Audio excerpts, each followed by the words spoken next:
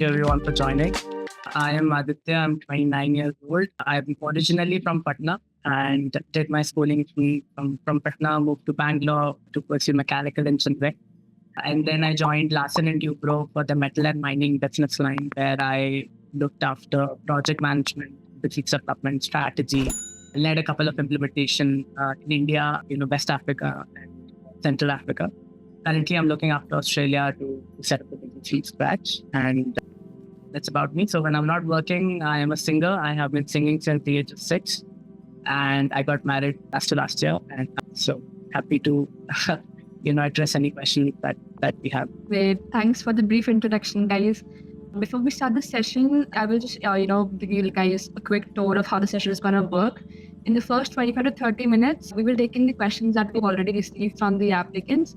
And in the next 25 to 30 minutes, we can take on the questions that you guys have in the chat box. So you can start dropping the questions already. So yeah, we'll begin with the first question that we have, which is, what are the key deadlines for early action and round 1 applications? Maybe Rahul, you can start, and then you can add on. Yeah, I think I'll be answering this from the point of view of American and Canadian schools, because that's the lot I applied to. And during my time of application, I did apply to almost 10 schools. So right from early action to round 1, across the spectrum. So I would say that window basically falls between sometime of first week of September to about mid of October, plus or minus, and give or take a few days. And, I think early action is usually in that 1st to 10th of September.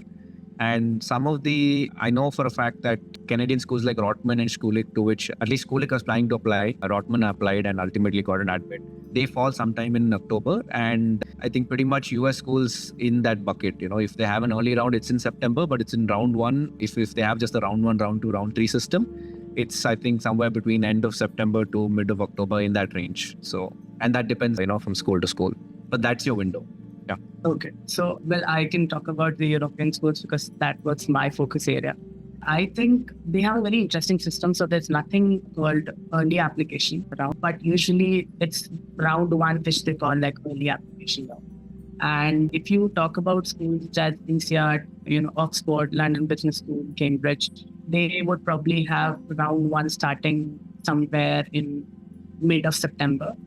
And then you have other schools, which have like a rolling deadline, and that depends on which sort of intake you are targeting. So let's say if you're targeting the September intake, the applications would start as early as August and sometimes even like March, and then it's like rolling. So, if it's rolling, then you may not have to worry about, applying in March itself. You can apply in September and get an admit. But in case there are some applications, some schools such as IMD, which offers you fee waiver. So in case you're looking for that, maybe perhaps early applications would start in January because they have like a January to December sort of session. Got it. I'd like to add to that, since Aditya brought it up about fee waivers. A lot of the schools in the US as well give application fee waivers. I think it's contingent upon you attending some of the webinars or something like that. So keep an eye out for that, because as far as I know, most of these schools' applications are upwards of $150, $200. So if you can save that, why not? So, make sure to go through their websites and see if you can get those waivers. So I think Rahul, just to add to that, I got a good waiver for Duke. I didn't apply. There's an echo of audio. Yeah. Okay, so I did get a fee waiver for Duke. So I think what Rahul said makes complete sense. If you're targeting US schools, early applications, and one would definitely get you those options as well. But got it. And also, guys, if you're someone who's targeting early action round 1 or even round 2, but the point being, it's very crucial that you guys start working on your applications as soon as possible. For R1, we have very few time left. It takes around, on an average 21 days to build a strong application, because your application involves not just your essays, it's your resumes, it's your LORs, it's your profile building overall. So it takes a lot of time to go through, edit, finalize everything, build on your other aspects of the application, like the form filling, which is also a very crucial part. So you need to have your documents ready, your transcripts, everything ready before the application, so that you don't rush at the right last moment. And then we can move on to the next question, which is why is early action important and how can you boost your chances? Maybe we can start with Aditya and then Rahul.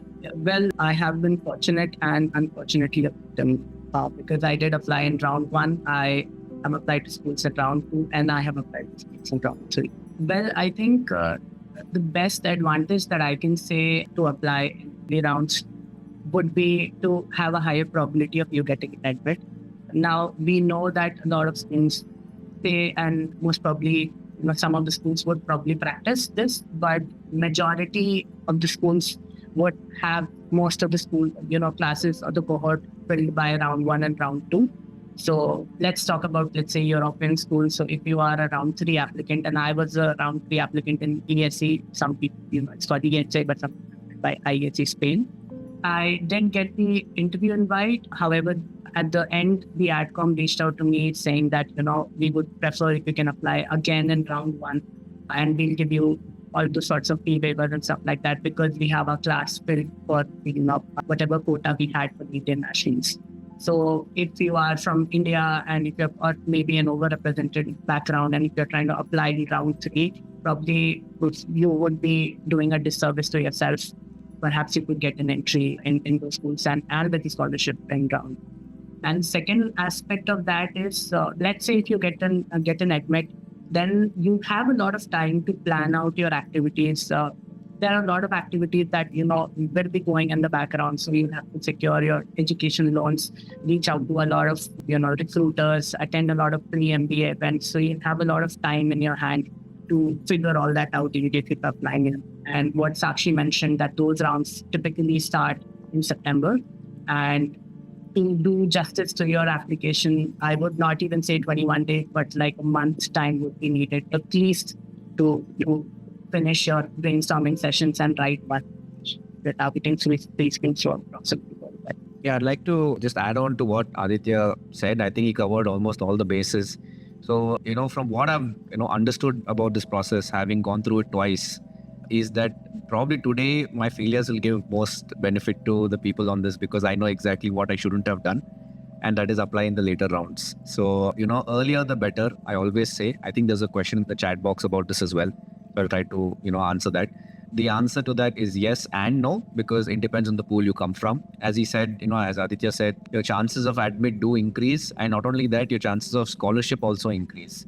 And that is because they have a fixed endowment for every year, where the college is allowed to, give out to its applicants in terms of scholarship or fellowship or whatever you want to call it.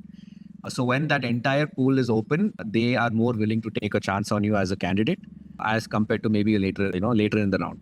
But again, this is not entirely true if you come from, a very underrepresented group, because I think more or less they're trying to fill people from that background in the school. And as is, I think that such people are not, turning up in applications. So, the round shouldn't matter. But having said that, I think internationals especially should not push beyond round 2 for the reasons Aditya mentioned. And that is, once you get an admit, there's that feeling of ecstasy for like a day or two when, you didn't expect it to get that admit letter and you're over the moon, and then it hits you. There's so much to do. You have to finalize your loans or wherever you're funding. You have to look after your housing. You have to go get that visa. And there's a lot of work, to be done. So you need a good 2-3 months to plan it out. I know everybody doesn't have that luxury. I have, in fact, friends who recently joined UNC from the waitlist, and I know they're struggling to, make it all work in the last minute. So if you have it out of the way, if you get an admit as early as possible, definitely I would, say that it will help you in the other things as well. And, the main thing is obviously your chances of admit and a scholarship. So earlier the better. Got it, guys. We can move on to the next question, which is, what tips can help craft standout essays and resumes? Maybe Rahul, you can start, and then you can go ahead. Yeah, I think when it comes to resume, I think the biggest mistake as to my first application versus the second one was that I focused more on quantifying my bullet points on the resume, because not everybody is from the same industry as you, and not everybody will understand the kind of impact it is unless you put it into numbers and stuff. So try to do that as much as possible, and try to avoid jargon. I can go on and on about certain things, but it'll just put you to sleep. That's just the adcoms. Imagine they have to go through 2,000, 3,000 different applications, and everybody's from a different industry, different kind of a function. Having to make sense of all of that is a very difficult task. So I think that's like my main 2 pointers I think Aditya can add to it when it comes to your resume. When it comes to your essay, again, in an essay, I look at it as a story. You're bringing, your life, to the table for the admissions committee to see. And I think the main aspects of making it impactful is, it's like, imagine you reading your favorite book, right? Why do you like that book and not like something else? There's something that, hooked you onto it. So that's what you should have in your essay. I mean, of course, it's important to sort of have all the dots connected, put across your, motivations to do it, why MBA, your goals, whatnot. But I think having a good hook at the start, because I mean, at the end, they're all humans. So they'll be reading, I don't know how many essays, how many words, and maybe multiple essays are there for an application, right? So if you want to keep them interested throughout, you want to make sure that there's, it's written in a way that's not too ChatGPT like, and it's not, too bad as in, if you've got a good GMAT score, you should show it up in your essay as well. So I would say, lean on these tools, but don't make it too robotic, and try to bring out your unique story in this. And most importantly, I've realized that if you can show your vulnerability in these essays, they really seem to like it. If you've gone through a failure, you acknowledge and you show how you've grown. That's just one example, but something like that, I think, is really drawn to them, and it shows that self-reflection that, hey, okay, I have understood that, I've made this mistake before or I failed before, and this is how I can come out of it. So if you show that raw side to yourself and be like, I agree, I did this, but this is how I am a better person today, they really appreciate that kind of stuff. So don't be afraid to be vulnerable.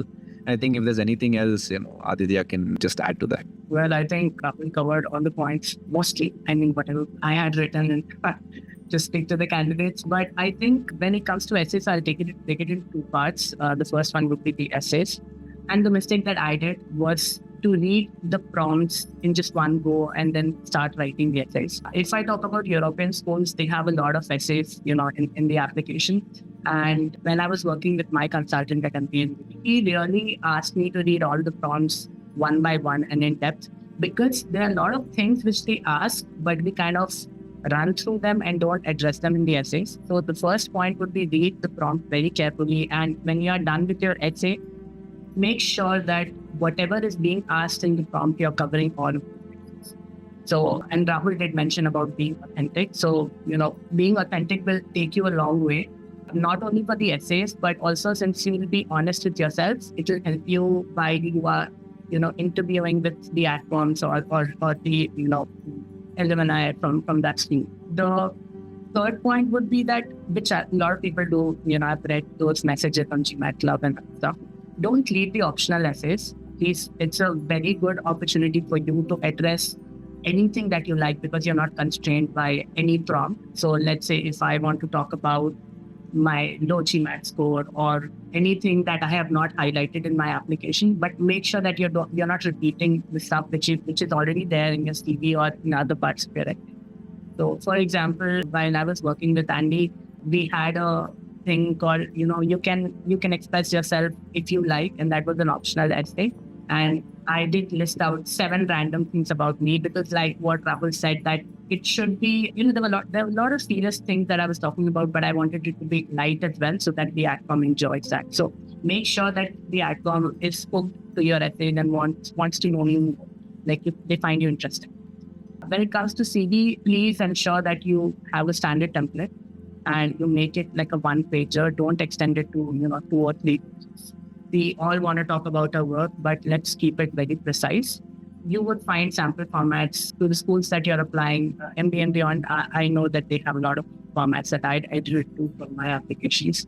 The second one would be mention only the relevant stuff. So there would be a lot of stuff, but probably when you're writing your application and when you're doing the complete branding document, you would be having 3 or 4 attributes that you would want to highlight in your application. And those set of attributes should also reflect from your CV. So don't mention the irrelevant stuff which minuscule to your complete package. And Rahul did mention about jargons and abbreviations. So that's also good. So I think these are the points that I would like, apart from what Rahul mentioned. I just wanted to add another point. It just struck my mind as Aditya was speaking. It was a good thing you mentioned the optional essays. So because I applied to almost 10 different schools and I did have, for an Indian male, a lower GMAT score, it was one of the reasons for me to use it. But of course, make sure that the school is flexible with it.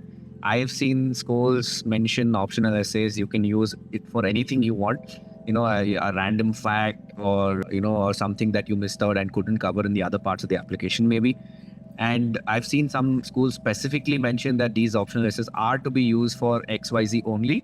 And if you do anything else, you're just going to piss them off. So, make sure to, as he said, read it very carefully, the prompt, each and every word, and the word limit. If they've given one, definitely don't go over, and, try to stick and make it more concise. They've given it for a reason. So yeah, I think more or less that's the most important thing. And another point about the resume is, as he said, work is all important, but try and bring out the other aspects to who you are as a person, because, after the 9 to 5, there is another person that does something. You have some hobbies, you do something, whatnot. So you need to round you out as a person and show that you've been proactive in certain things, ever since you graduated college or whatnot. So, and again, it's more about impact rather than the quantity and the number of bullet points, because, if you can make a font 6 size and put a lot of stuff on that one page. It's not about that. So choose wisely. Even if you have a lot to put on there, choose the ones I think that portray the most impact and connect with people. Because as far as I remember, the biggest difference from my first attempt and second attempt is that I connected with more people. So when you connect with more people from that school on LinkedIn or whatnot, cold call them or just message them, everybody won't respond to you. But even if 1 or 2 people do, you will get such insights that the website of the school will never give you. And I think a lot of those also made on to my essays, and that made it seem like I'm more interested or, looking forward to joining this school in particular as compared to any other school. So the AdCom catches all of this. And, and since he mentioned Duke, there was one particular thing that I learned with one of my conversations with a current student. And that was, they have an essay called 25 Random Things. And it's just about, it can be anything, basically. There's no hard and fast rule how to make that essay. So I have a dog, which I'm very close to and everything. And that was one of the, points in the essay. And one of the things I learned in this conversation with this current student was that even though Duke has 6 sections for, students, there's an unofficial section 7 and section 8. Section 7 is for your partners and kids, for people who are coming with families. And section 8 is for people who are coming with pets. So this is like insider information, if you've got to this level of talking with a current student, the AdComs will really appreciate that, okay, this person has really found out, about our school and is interested. So they will more likely take a chance on you if you show, this kind of a grab on, what they are and what they have to offer. So yeah, hope that was helpful. That was really insightful, guys. Also, to add on to you guys, your resume, guys, should be crisp, as mentioned by Rahul and Aditya. It should be 1-pager very strictly, and it should, if there's a particular thing that we see, that action and result. We should also talk about, like, you should, mention that, and this. We lost your audio. Am I audible now, guys? Yeah. So I was just saying that, this particular format where you need to mention that, I've done this work and this resulted in this. So that really, clearly brings out what work that you've done and the results. The AdComs can clearly see it. Make sure you don't go and talk about your experiences from very, very past. That may not create as much of an impact as your recent experiences would. And talking about essays, it's very important. The very first step is to start digging in, go back to your school days, go back to your college days, and start thinking of stories that you can bring out, can think of yourself, and that you can add on in the essays. Like, let's say about your strengths or your achievements. You can talk about your stories in the past if you cannot think of any. And that is the digging that you need to do from the ones that you have right now and the time that you have. So yeah, that's a bit from my end. And we can take one question which is on a similar lines from the chat box, which is from Anshika. That is, what are the key things that one can talk in their application apart from their work experience and professional work? Can take this one. Sorry, I think that was somewhere. Sakshi, did you ask me to respond? Yeah, were you able to get the question? Yeah, I could see in the chat box. It's by Anshika. Well, I think that so I'll tell you my strategy. I did talk about my work experience because that was my strength, and I wanted to highlight more of that because that was giving me a differentiation. Let's say you would have to evaluate what are your key USP, and you would have to talk more about that. And let's say, so I broadly cover this into 3 categories. Either you're very strong in your academics, or you have a spectacular work experience, or you have done something in social space, or maybe perhaps some extracurricular activity or some passion that you have.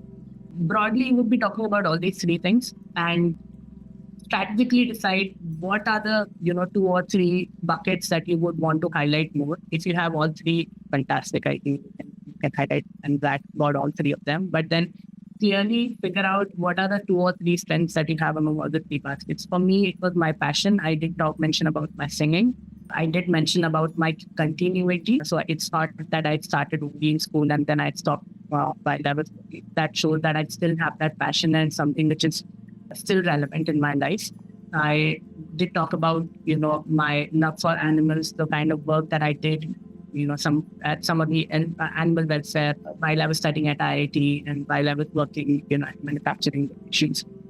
And also, I did talk about my experience with different cultures. So I did know that INSEAD values cultural diversity and they want you to be culturally sensitive. So I wanted to intentionally highlight all those things that, I did work for almost about a year in Guinea, and what are the things that I learned from there by meeting different people, by being in a foreign land where I didn't know, how to speak French and everybody spoke French. So how did I manage all that? So it's not necessary that you only talk about the achievement that I sold this or I created this and so on and so forth, but you can also talk about what are the learnings that shaped you, as an individual and who you are. I mean, what are those instances that really were pivotal in your life? It may be from work, it may not be from work. So that's entirely Rahul. Yeah, to add on to that, I think, the AdCom see the applications as more of connecting the dots. So, if you've gone through certain life experiences and made certain choices along the way, why you did what you did today in your career can be probably an outcome of something that happened to you personally as well. Like for me, I remember a couple of schools at least had some essay on perseverance or something like that. And I spoke about how, I was born with certain bow legs when I was a child. And I had to get over it a lot in terms of playing physically outside more than usual. And initially, at least, I would not be picked for sports teams and all of that. So mentally, it had that impact, and how eventually I could get over it. So that's just one story that you can lean into based on the kind of essays I guess the application asks.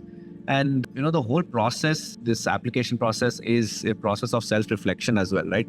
A lot of people have to undergo the entire process of self-reflection, think as to why this MBA is the right, step for them in that right direction. Why now? Why only an MBA is the right choice? Whatnot. So for all of this, if you really want to put your words onto paper, I guess you have to have gone through that introspection sort of a process. And as I said, it's not just about the work and everything. That's why your resume, if you put like the entire page on work experiences, no matter how great you are, how impactful you were, I don't think you're going to get that interview call, because it's so much more than that, right? They want to see all-rounders, fill up their classrooms. And that's why I always say that you should show that who are you outside of work after the 9 to 5.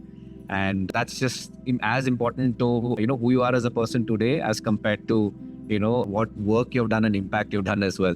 So I guess most of it was covered by him, but, it just felt like I could say this. Yeah. So I think, Rahul, I will just add to your bit. I remember I was speaking to my consultant, Andy, and I did mention in the initial call, I did mention about my work experience and everything. And he was like, don't bore me with your work details. Right? Just mention only the relevant stuff. So I think he really helped me to mention a lot of things which I felt were irrelevant. And while I speak to a lot of people, they tell me that I didn't mention this because I felt like it is something which is very basic.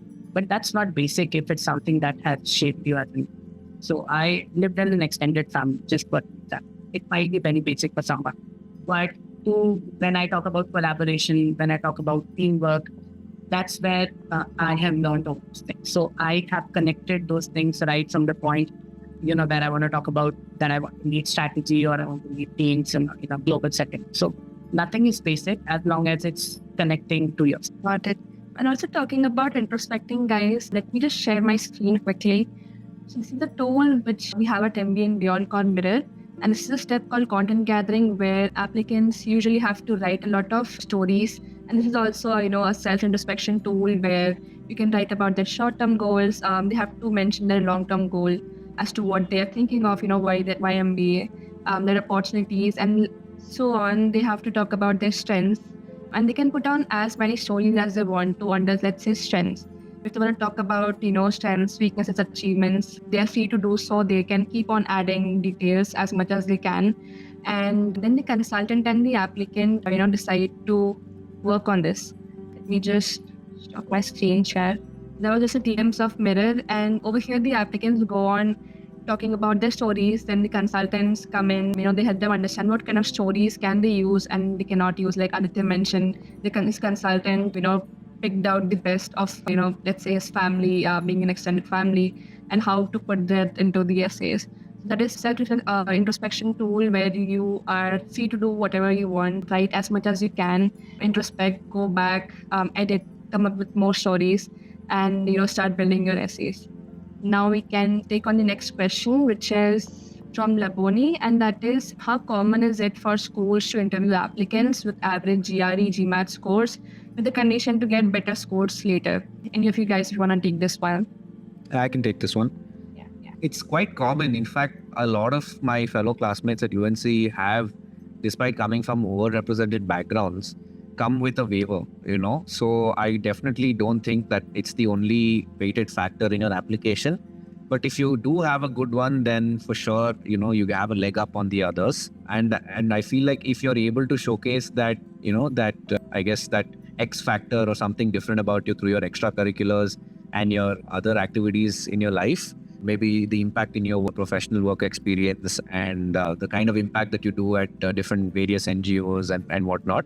I think if that, strikes a chord with the AdCom, they may just say, hey, okay, let's just give this person a shot and, at least give them an interview invite. So I've seen people with subpar scores get interview invites as well. But this is highly contingent on the fact that the other aspects of your application, is it's not just strong, but is also portrayed in a very strong manner, because you may have a lot of good things to say, but if you're not effectively conveying it, then, it's as good as not having anything to say. So, so that's equally as important. I think other than that, not much, but yeah, it's not a rarity, definitely not. The percentage is less, obviously, because maybe if those guys with higher scores are also getting interview calls more frequently than you, maybe they have everything as good as you and the score. So, from the AdCom point of view, they check one more box. So that could be the reason, but it's not uncommon for sure. So I love to talk about GMAT score because I started with the 670, ended up with the 700. Still, I felt like it was not enough for an Indian applicant. And a lot of people told me that to even apply to INSEAD, you need to have 740, at least 20. So something is plus 20 points than what their average is. And then I decided that let's just go ahead because MBA and beyond filled me with that confidence. And I mean, in the first place, I decided to, join hands with MBA and beyond because I wanted to try my luck and see how it goes. And safe to say that I secured the interview invites from all the schools. So I did secure the interview invites from HEC Paris. That has, I think, 690. Then the other one would be SA Spain. I am not sure what the average is. And the third one was INSEAD, which was like a 710. To say that GMAT doesn't play, it's not the only factor, but yes, it is one of the critical factors for you. And you should definitely try and get a good GMAT score. Let's say if you have a lower GMAT score and want to write your application, submit it, and then apply in the meantime, submit a higher score, that is doable, but that's not accepted by all the schools. There would be some exceptions. So I would suggest you look at those specific schools and reach out to the AdCom. They are super helpful in addressing all these specific questions, and they would love to, talk more about it. For example, I reached out to INSEAD's AdCom on LinkedIn, and I reached out to her stating that I have a 670. What should I do now? And then she said that if you have like a score which is percentile and above, you're fit to apply to INSEAD. In case if you have a lower score, and that's the only point, on which we would be rejecting our application, we would reach out to you and say that, you should maybe probably give another attempt. So that is also possible, and that happens with a lot of people. So don't get bugged by it. Try your best and aim for a good score. But if it's not happening, at least do justice to your application and bring out all those points which Rahul mentioned that highlights and gives you some sort of a different edge from other candidates. I'm sorry, I forgot a point. I got reminded when you were speaking. And that is, I think I didn't address the question completely. And I think the part of the question was, what if you submit, improved score? So to touch on that, most of the US schools, as far as I've seen, I've applied to over 2 years, almost 20 of them. So I've seen that they don't have any issue with you sending in those updates with a higher score. provided they're in that cycle of evaluation. If it's beyond a certain point, I think, it's not going to move the needle a lot. But I've seen that people, even after getting admits, try and get a new score, because 90% of the time I see that scholarship that is awarded to you is correlated to your test score. So if you're unhappy with your scholarship, I've tried that process myself, and they say, okay, what new material do you have that you want us to reevaluate your scholarship? And one of the things is an updated score. So, and I've seen that the most successful applicants either have competing offers or they give a much better score, and then, get it reevaluated. So definitely, if you're somebody who's banking on having the support of scholarship to fund your MBA, it would be good to, maximize whatever best you can do on the test. And another tip when it comes to giving the test is, I, of course, had a hard journey myself. Even 710 is no better, for an Indian male. So I started with a 660 the first time. I came back, I wrote it again in that stretch, and I got a 710. But by then it was, I think, about mid-October. So I thought, I don't want to waste an entire year. So I rushed. That was essentially the main mistake I made when I got no admit, that year. And then in hindsight, now looking at the market conditions and how they all struggle for internships, I'm glad I didn't get an admit. But, and then when I realized, okay, I didn't get a single admit, what do I do now? One of the biggest things that popped up in my mind was, I can maybe try and increase and push that GMAT further. But because I had this 7-8 months of gap, I dropped again to 660. So that's another tip I would give to applicants. I know it's no longer the regular edition. They have a focus edition now. So whatever is a good score for a focus edition, if you don't think you've hit your potential, I would definitely recommend that you keep going at it, because it could just be an off day or something. But if you give too long a break, you might just start out at zero again. So all that you've done and built up might not really be helpful. Hence, we can take the next question, which is, how do professional breaks get perceived by adcoms, especially if it's ongoing at the time of application and the break is more personal in nature? Maybe one of you guys can take this one and the next can take in my Can you repeat? It's, how do professional breaks get perceived by adcoms, especially if it's ongoing at the time of application and the break is more personal in nature? Maybe Rahul, you can take this one. Okay. I think this is, as Aditya mentioned, there are certain reasons why optional essays are provided. And this could be one of those essays where you utilize the opportunity to bring to the attention of the AdCom why there's this gap. Because obviously there's going to be a glaring gap. Suddenly if you're not working for a year or 6 months, and not that it's a bad thing or something, everybody have their own reasons, but to promptly address it and bring out why you did it is definitely not a negative thing. If you had a genuine reason as to why, maybe a family emergency, you had to go through something, and because of which you are not able to work. It could be anything. They're very, one of the core values, in fact, of business school is displaying empathy. So as adcoms, they're looking for those kind of values first. And if you show that you had a genuine reason as to why you had that break, they're definitely not going to discount you or, make it play negatively against you. So use that optional essay, which usually is not of a very big word limit as far as I've observed. It's about 200, 250, 300 words max. So try and very concise tell, why was that gap, how much was the gap, first of all, why you had to take that gap, and how that affected you when you had to come back from that gap and, restart everything, and what you learned from it. So if you can put it across like that, it comes across as something, as a life experience that, you learned from and you've grown as a person. So I guess that's my 2 cents on it. Maybe Aditya can add some more. Well, there are 2 parts to it. So the first one is my personal experience. I had a gap of 2 years. That's because my company sponsored me to do a master's course from IIT Delhi. So in a good light, I used that, that the company saw the potential in me. They kind of saw me as a promising candidate and they sponsored me. So it was a strength more than a weakness. But let's say you're not working at the moment and you have a gap like a year, stuff like that. Probably what Rahul said, you would need to introspect, bring out all those introspections that you had done on the way and be very honest with respect to the reasons, right? It could be that you're taking care of someone in your family. It could be that you want to take a break because you're too exhausted and you just want some time off. It could be because you're trying to explore a different career path altogether. Just be very authentic, just be very honest, but try to portray or bring out all the strength. Perhaps you had some time to think about what you want to do in life next, and I can't talk about, US or Canadian schools, but European schools in general are very friendly with all this. They would appreciate that, you have taken a step back and trying to reevaluate your career path or maybe, reevaluate your life. Just to give an example, I had, profile evaluation call with MBA and Beyond back in July. And there was this, my profile expert, she went to Chicago booth and she had like 1.5 year of career gap. And she told me that she was taking care of, her sick parents. That makes absolute sense.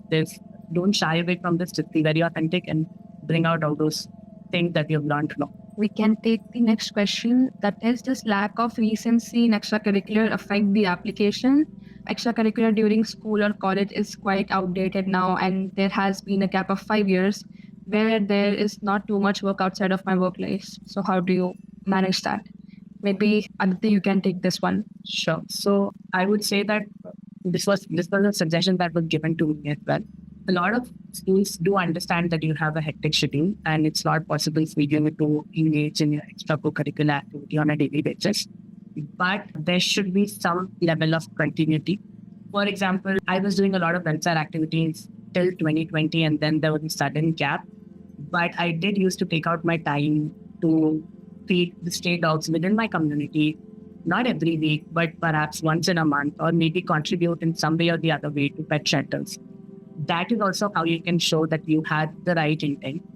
It may not be necessary that you're spearheading all those, activities because you may not have time, and we do understand that. But that's where, the brainstorming helps. You would have to figure out, there would be something that you would be doing beyond your office hours, right? Traveling, maybe trying different cuisines, watching movies, stuff like that. Build a story around it. And that's where a lot of introspection will help. In a short call, it's difficult and it's very case-to-case specific, but figure out all those things that you would have done probably, and you're not mentioning it just because you think that it's slippage. Got it. We can take on the next question, which is INSEAD specific. So maybe Aditya, you can take this one.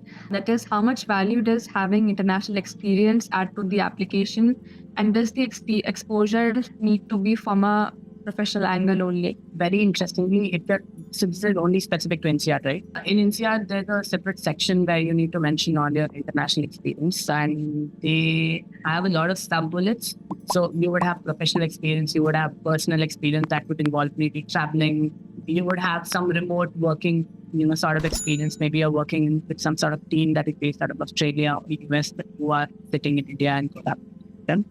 So there are a lot of sub-activities from which you can choose.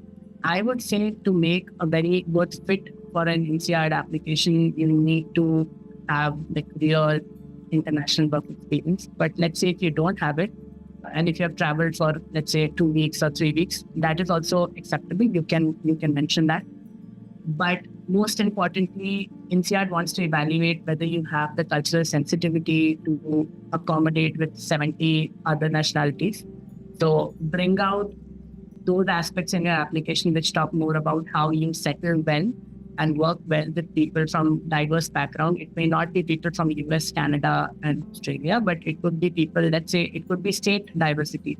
It could be people from different background, different functions. So play along with all those things. But I think the strongest applicant would be someone who has like the all. I think that was very well answered, Aditya. We have the next question, which is interesting. That is, how did you guys evaluate European versus USA schools? What are the parameters that you considered? So maybe you can start, Rahul, and then Aditya, you can add on. Yeah, I think this is a question on a lot of the applicants' minds, because there's so many good schools out there and you have such limited time to apply. So I think the way I went about it is what I was looking to get out of this, MBA program. And the biggest differentiator between European and US MBAs are the fact that US MBAs are usually 2 years long, and they have an internship in between year one and year two in the summer. And I think I'm saying most because I don't want it to be like a hard and fast rule. Most European schools are, again, usually only 1 year long. So it depends. If you're somebody who's a little bit more flexible, I mean, if MBA is like your KIP pathway, you absolutely despise your old job, you just want anything that's not that, then, you're open to more things, right? So in that case, an internship could be a test drive for you in your career, and you might not like that also. So, that's a good way for you to figure things out if it's over 2 years long. And for some people, it's just preference. Maybe work visa, staying in a different country, all that makes a difference. US, obviously, the H-1B green card is a very, very long process. Not everybody gets it. So, it's all up to lottery. There are factors like Trump coming back to power and whatnot. So, I don't want to get into all that too much. But yeah, it's also a personal decision. If I know people who want to go to Europe mainly because it's such a beautiful place to stay.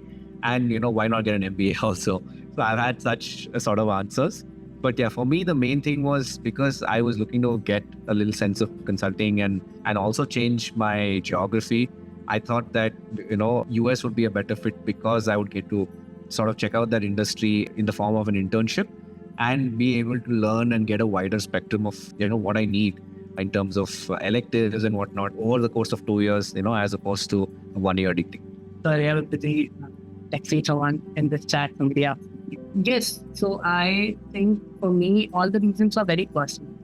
The first and foremost reason for me to not choose US or Canadian schools were because of the expense. I thought I couldn't afford like a 2-year degree because if you add the living expense and everything, just it's a lot for me. Second one was that like I said, I got married last year and I wanted to stay somewhere close to India. I have been living in Delhi where I have to take a 24-hour flight. I didn't want to take more than a 10-hour flight and come back to India. And third one was that I was looking to make a global career. I wanted to make an impact specifically in the mining industry. And I felt like a lot of European schools bring in people from different parts of the world. Let's say people would be coming from Latin America, from Africa, from Australia. These are the key locations that I wanted to work and engage with people. And European schools, those schools were offering me that.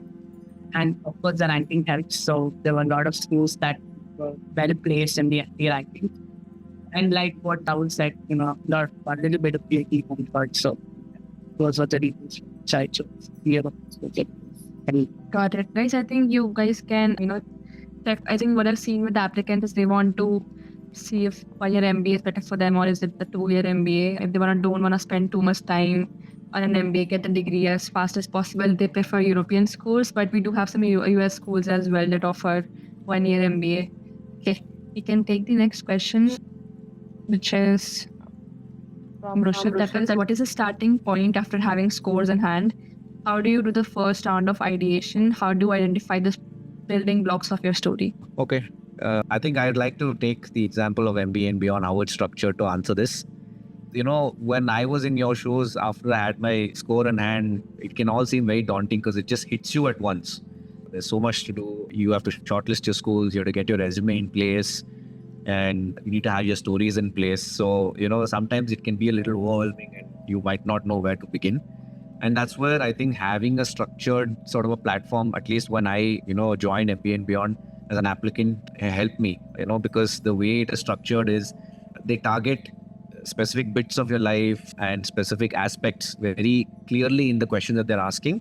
So when you just spill it all out on paper, because, that is not your actual application, right? So you can, later your consultant can decide what's important and what's not.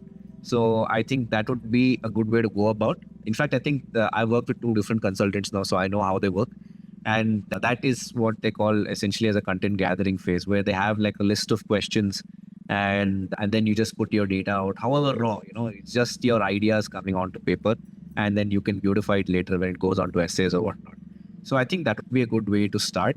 So if you're going with a consultant, definitely they'll have some sort of template that they follow, which will help you bring out this information. And then eventually the consultant will shortlist what's important for which school and whether to, add something else, or whether you're required to dig deeper, introspect more. I think that's where, consultant adds value to your application. Well, I think Rahul has covered all the steps. I would just like to highlight the content gathering part of the process. So how that helps us, you put in your raw data there, and there are a lot of questions which you would not have thought, that you would be asked. But when you jog your brains a little and you come out with all these stories and all those reasoning, and it's such a beautiful experience. At the end of the day, you would see that there are a lot of life choices that you did make, and you just made it without thinking about it. But now when you look back, you see that there was a solid line of reasoning, because that is who you are as a person.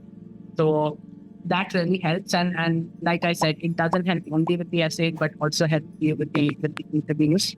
And in general, when you're speaking with the adcoms or any coffee chat, random coffee chat, I would say if you have to plan round one application, probably you would need 1 month or 1.5 months for the whole content gathering and filling out your application essays. So let's say now if it's June, and by the time you finish your GMAT, July or August, so you won't have enough time to start your application if you're targeting round one. So you would have to do it in parallel. That would be my suggestion, and that's what I did, and that worked for me. Rahul can add his experience, so how he like about filling the applications. Yeah, I in fact was also given the similar advice as to GMAT and application. Try to make it parallel. Somehow that never worked because GMAT itself was something that was haunting me, and everywhere I was bombarded. Indian male engineer, whatnot. So it gets to your head, and that's why I thought that I needed to get it out of the way. But yeah, it's a time crunch. Ideally by now, if you have a score, I think you're in the right direction.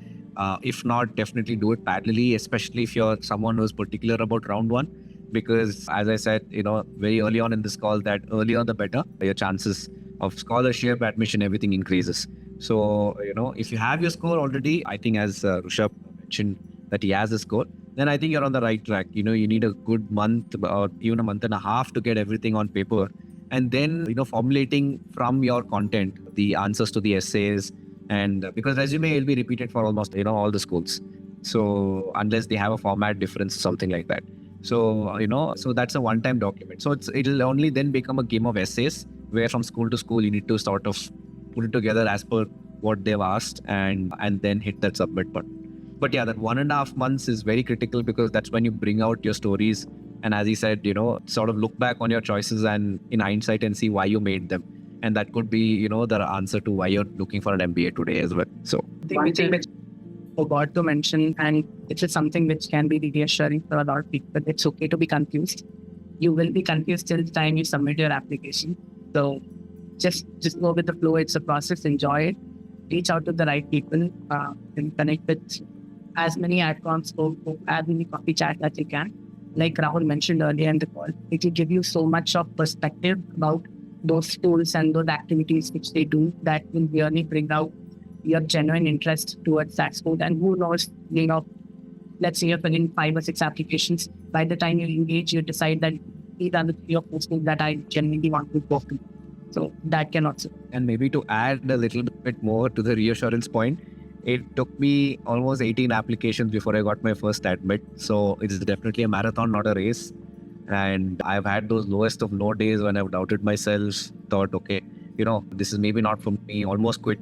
So you'll have days like that as well. But then, I just stuck to it, and then I came out stronger. So, it'll be, part of the race. So definitely don't get bogged down, as Edie said, and keep at it, because sometimes it takes more than one try to get it right. And that's just how competitive it is, and you have to accept it. But once you get there, you realize how rewarding it actually can be. So, yeah. And then again, I think we're almost at the end of the call. So I just like to add that, feel free to reach out to me on LinkedIn. It's as my name appears on the chat box. And, if at all we left out any questions, I'll be happy to answer them. I don't think we got to every one of them, but, I have a good month where I'm free right now before I leave to the US. So happy to take on some calls and help people accordingly. And if there's anything else, feel free to reach out to me. Guys, that brings us to the end of the session. Meanwhile, guys, we have a community channel where applicants can, reach out to other applicants, potential applicants. And there are also people, consultants who work with us who can guide you throughout the application. So you can just answer these questions and just join the community over the link in the chat.